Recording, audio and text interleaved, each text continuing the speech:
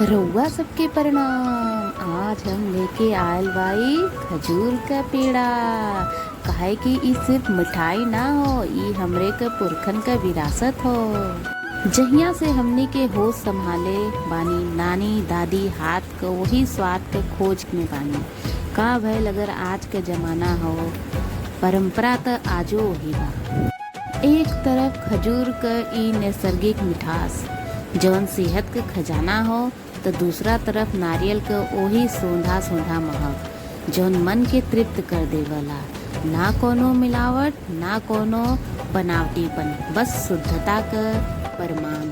हमनी के पेड़ा में छिपल बाटे माटी के सोंधी खुशबू और घर का प्यार। सभ्य समाज का आधुनिक सेहत और हमारे पारंपरिक स्वाद का ये अद्भुत संगम है।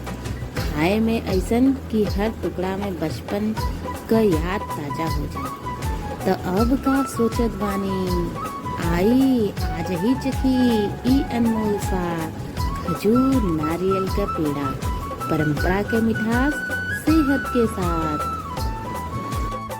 तो अब का सोचत बानी, यह त्योहार हर खुशियन के मोमेंट पर अपनों के दी सेहत का अनमोल उपहार। तो खात रहे और मस्त रहे, अपने सेहत का ध्यान रखत रहे। जल्दी से एके बनावा और बतावा कैसन लगल।